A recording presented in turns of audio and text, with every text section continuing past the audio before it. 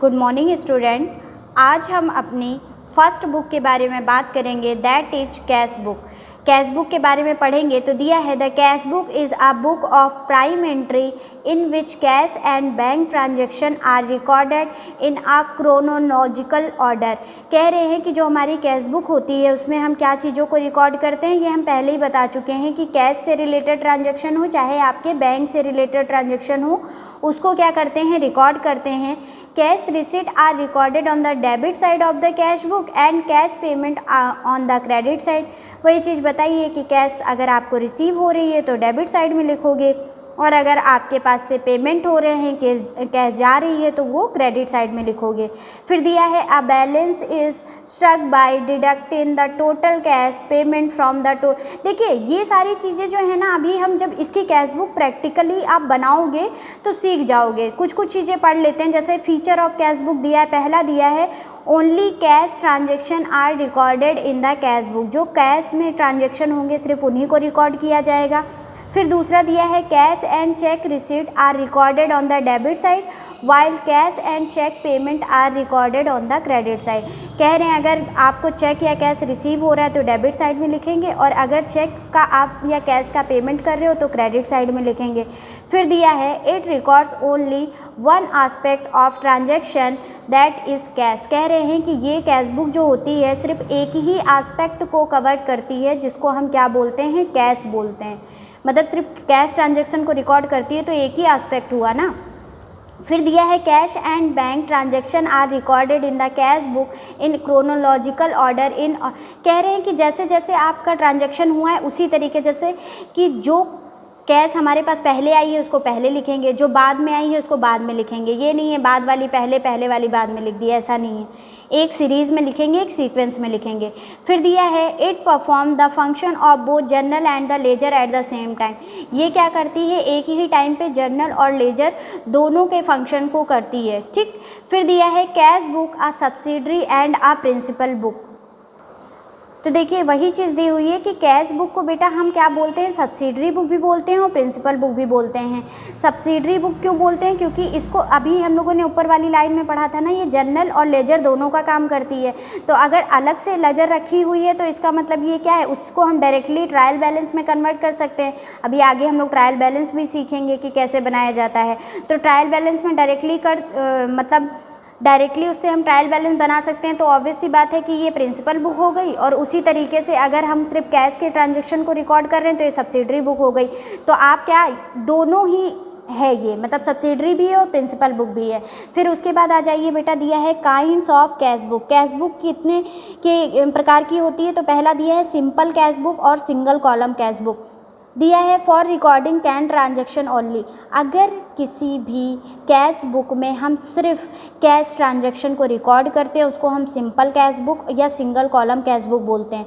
फिर दिया है डबल कॉलम और टू कॉलम कैश बुक। तो इसमें क्या होता है कि हम डिस्काउंट, जैसे अगर हमने किसी को डिस्काउंट अलाउ किया है ना, तो कैश पे किया होगा तो वो हमारा कैश के साथ साथ डिस्काउंट भी रिकॉर्ड हो जाता है। फिर दिया है ट्रिपल कॉलम और three column cash book. Triple column ये हम लोग अलग अलग भी पढ़ेंगे, लेकिन अभी अब यहाँ दिया हुआ है तो एक बार रीड कर लेते हैं। तो देखो दिया हुआ है इन दिस कैश बुक हम क्या करते हैं, बैंक का कॉलम, मतलब जो कॉलम होता है उसमें हमारा बैंक का अलग से कॉलम एक ऐड हो जाता है।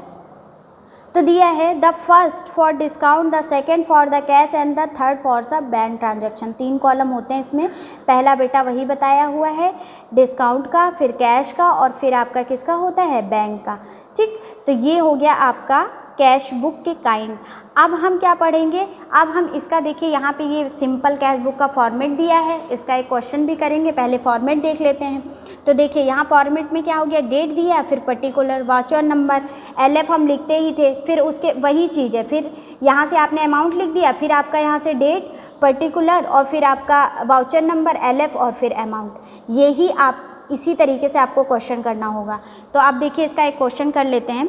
दिया हुआ है make a simple cash book for the following, ये पर्टिकुलर जो ट्रांजैक्शन दिए हैं उसके हिसाब से इन्होंने बिजनेस स्टार्ट किया है, कैश परचेज़ की है, स्टेशनरी परचेज़ की है, ड्राइंग किया है।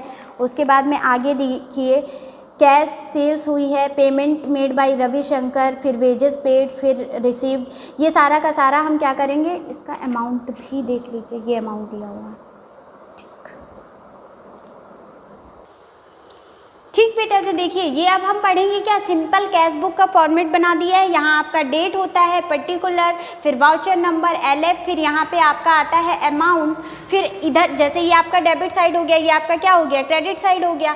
तो ये मतलब एक कॉलम इधर बनता है, एक साइड इधर, जैसे जनरल एंट्री में बनता था आपका फॉर्मेट, तो उसी तरीके से दो फॉर्मेट बनते हैं यहाँ पे। जैसे ये वाला पूरा डेबिट साइड हो गया और ये वाला आपका क्या हो गया, क्रेडिट साइड हो गया।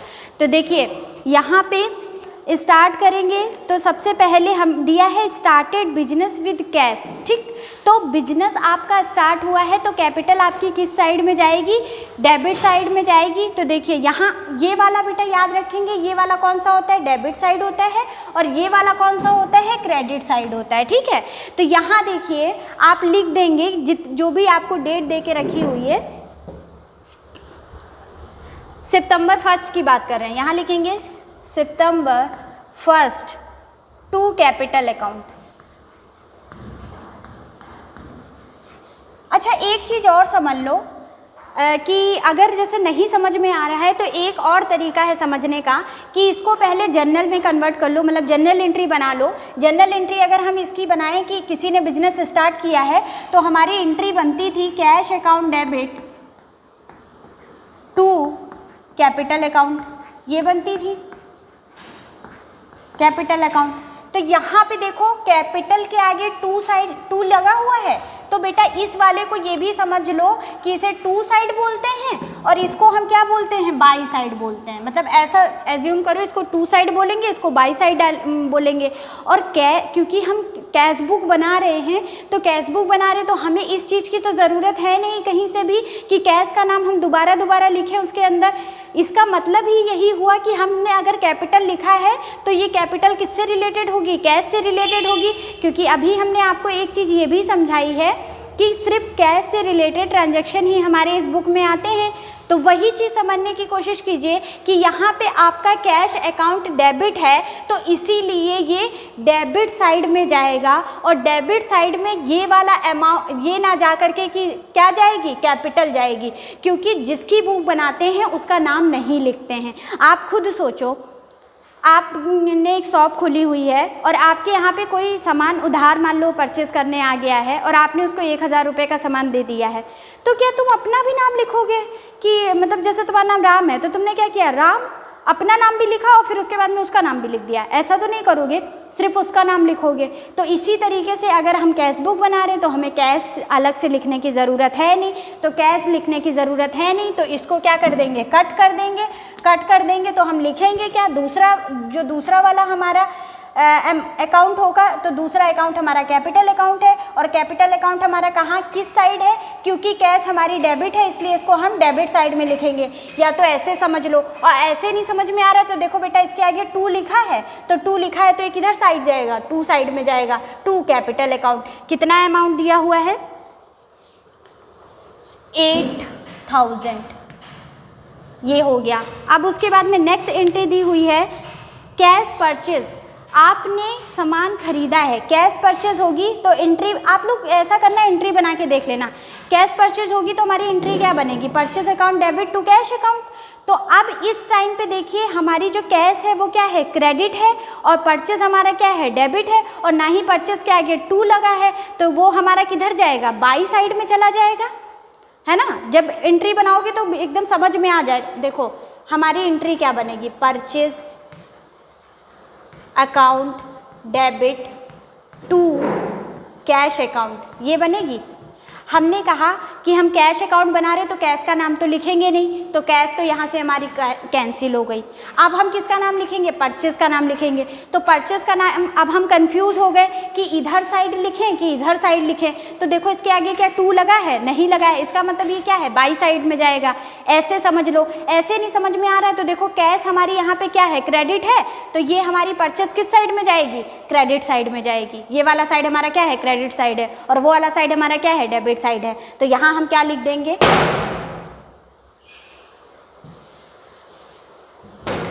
यहां लिख देंगे हम by purchase account,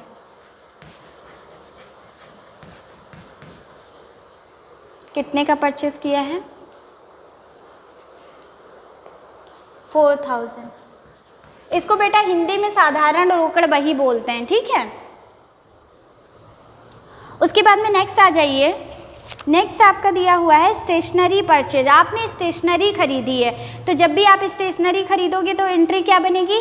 stationery account debit to cash account. फिर हमारा कैश कहाँ हो रहा है? क्रेडिट हो रहा है, तो उसका मतलब हम कहाँ डालेंगे? उसको बाई साइड में डालेंगे, तो बाई स्टेशनरी।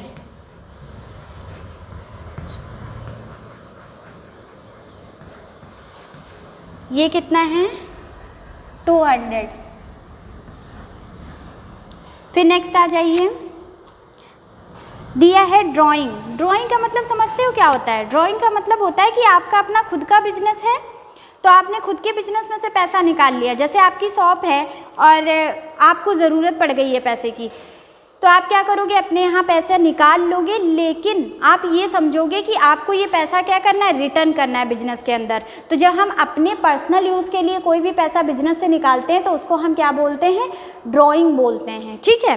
तो ड्राइंग बोलते हैं, तो हमारा क्या, हम ड्राइंग निकाल रहे हैं, तो ड्राइंग अकाउंट हमारा क्या हो जाएगा? डेबिट हो जाएगा टू कैश अकाउंट, क्योंकि ड्राइंग एक तरीके से क्या हो गया हमारा, हम अपने पर्सनल यूज़ के लिए निकाल रहे हैं, तो ये आपका हो जाएगा बाई ड्राइंग अकाउंट। कितना इसमें दिया है? 200 इनका भी है, यस 200। फिर नेक्स्ट आ जाइए। नेक्स्ट दिया है कैश सेल्स। आपने क्या किया है? सेल की है, बिक्री की है और नगद में की है। तो जब हम सेल करते थे हमारी एंट्री क्या बन जाती थी? Cash account debit to sales account, cash account debit to sales account. तो कैश हमारी क्या हो रही है? डेबिट हो रही है, और डेबिट हो रही है तो सेल्स हमारा किधर साइड में जाएगा? डेबिट साइड में जाएगा। तो इस साइड लिख लो, इधर डेट डाल लेना। यहाँ दिया है सितंबर 4, फिर है ये सितंबर 8, और फिर है ये सितंबर 9, और फिर यहाँ पे आ रहा है सितंबर 15। तो यहाँ क्या लिखेंगे? To sales account 5000। नेक्स्ट दिया हुआ है payment made to Ravishankar. Ravishankar को आपने पेमेंट किया है, क्या एंट्री बनेगी? Ravishankar debit to cash account. क्या हो रही है? कैश क्रेडिट हो रही है, किधर साइड लिखेंगे? क्रेडिट साइड में लिखेंगे, बाय रविशंकर।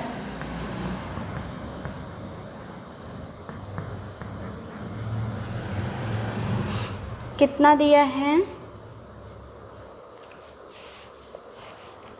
500, ठीक।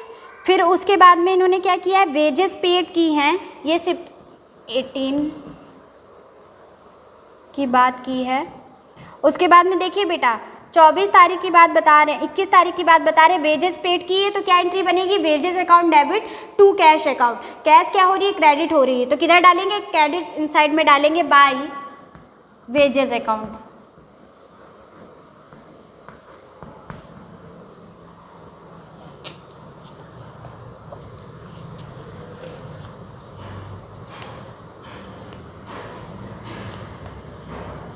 $50, ठीक। फिर उसके बाद में इन्होंने क्या किया? रेंट पे नहीं, फिर उसके बाद रिसीव किया है के लाल से, तो पैसा रिसीव होगा अगर, तो के लाल जिन्होंने पैसा दिया है वो डेबिट होंगे टू कैश अकाउंट। तो कैश हमारी क्रेडिट हो रही है, तो ये के लाल हमारे क्या हो जाएंगे? क्रेडिट हो जाएंगे। सितंबर 24 टू के लाल, कितना है यहाँ? 1000। उसके बाद में नेक्स्ट आ जाइए, रेंट पेड किया है आपने, तो यहाँ सितंबर 28 रेंट पेड करोगे, तो यहाँ क्या हो जाएगा? By rent account. जैसे वेजेस पे की है वैसे ही क्या किया? रेंट पे किया है। ये कितना है आपका? 150। उसके बाद में नेक्स्ट दिया है आपको, आपने चैरिटी दिया है, मतलब आपने दान दिया है, तो चैरिटी अकाउंट डेबिट टू, नहीं सॉरी, आपने क्या किया है? दान किया है, कोई भी चीज़ आप की है, तो आपका हो जाएगा cash account debit, charity account debit to cash account. हाँ ठीक है, जैसे आप कोई चीज़ पेमेंट करते हो ना, तो वहाँ पे आपका एक्सपेंस होता है, तो आपका चैरिटी भी क्या है, एक तरीके का एक्सपेंस है, तो उसको हम क्या लिखेंगे, बाय चैरिटी।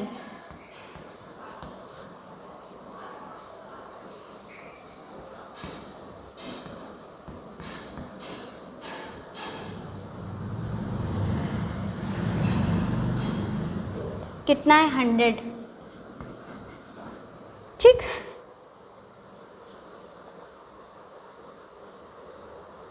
अब उसके बाद देखिए, जब आप और कोई एंट्री आपकी बची नहीं है, अब एंट्री जब आपकी बची नहीं है तो आप क्या करोगे, दोनों साइड का टोटल कर देंगे। ठीक है, दोनों साइड का टोटल कर लो कितना दिया हुआ है, और जिधर बड़ा होगा वो दोनों साइड लिखेंगे। ठीक, यहाँ लिखो, ये कॉलम आपका क्लोज हो जाएगा, यहाँ आपका 851 14,000 यहाँ आ जाएगा, और इधर भी आपका कितना आ जाएगा, 14,000 आ जाएगा।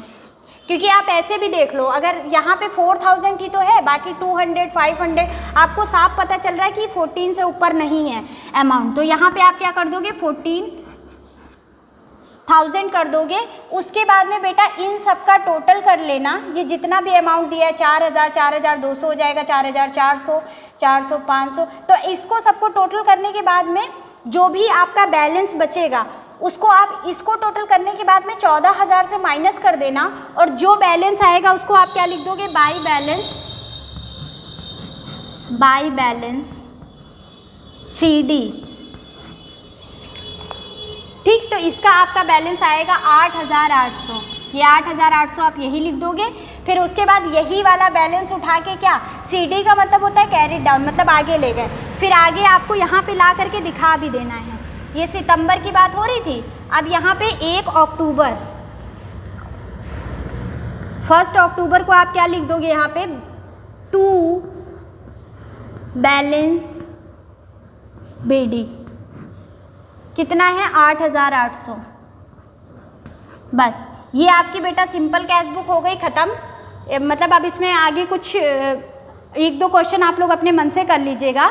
तो ये आपकी सिंगल कॉलम बुक थी। इसके बाद में हम डबल कॉलम बुक करेंगे और उसका भी क्वेश्चन इसी तरीके से सीखेंगे हम। मेरे हिसाब से बहुत इजी था ये क्वेश्चन, इसमें कुछ ऐसा बेसिक था नहीं। बस इतनी सी बात याद रखना कि जिसका भी आप वो बना रहे हो, सिंपल कैश बुक बना रहे हो, उसका नाम नहीं लिखते हैं, दूसरी वाली पार्टी का हम नाम लिखते हैं। तो यही चीज़ बताया हुआ है कि यहाँ देखो हमारा कैपिटल अकाउंट क्या हो रहा था, क्रेडिट। तो आप जब एंट्री बनाओगे ना तो आपको समझ में आ जाएगा, और नहीं समझ में आएगा तो आप हमसे पूछ सकते हैं। आज के लिए इतना ही, बाकी हम लोग कल पढ़ेंगे, ठीक है।